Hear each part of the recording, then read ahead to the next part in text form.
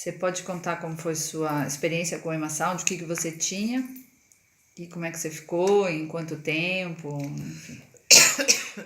Eu procurei o Emasound por causa de uma dor na perna direita que me dava de madrugada. Quando eu estava dormindo, eu tinha a sensação que a perna ia desencaixar do quadril e dava uma dor muito forte.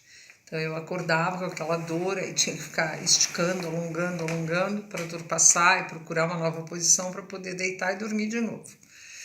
E aí eu fiz uma aplicação de Emasound. Com a primeira aplicação eu já não senti mais isso, nunca mais repetiu. E aí eu comentei que eu tinha um problema de dedo de gatilho na mão direita, o dedo do meio, então ele já não fechava mais, ele não encostava as unhas assim como encosta agora. O resto encostava e ele ficava mais para cima. E quando eu acordava de manhã, que eu ia esticar a mão, ele travava assim. Eu muitas vezes não tinha coragem de destravar, eu pedia para alguém suspender. Isso acabou com acho que umas 2 ou 3 aplicações. E na mão direita eu tenho túnel do carpo, que é aquele formigamento. Também melhorou muito, não zerou, mas eu diria que melhorou 90%. Então, eventualmente eu tenho, antes eu tinha logo que eu acordava.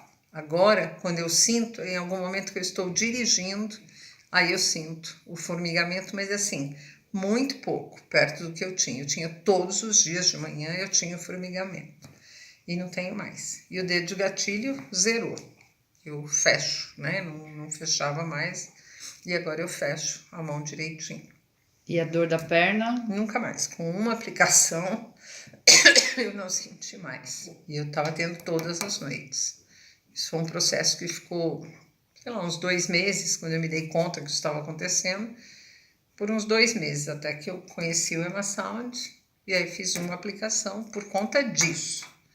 E sumiu. Aí então eu aproveitei e falei do dedo de gatilho e do túnel do carpo. Eu já tinha ido em ortopedista, tinham me passado fisioterapia, mas eram 30 sessões de fisioterapia, acupuntura, mas eu realmente não tenho paciência nem tempo para estar indo e fazendo, coisa e tal. Até tentei, acho que se fiz uma semana foi muito, não fiz uma semana, devo ter ido umas 4 sessões, mas também não estava vendo progresso nenhum.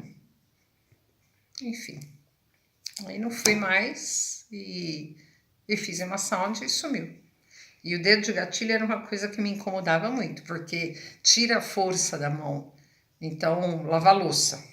Aí eu lavava toda a louça, as coisas menores, tipo os talheres, eu deixava para alguém lavar, porque é um movimento mais fino e como o dedo não fechava todo, então incomoda.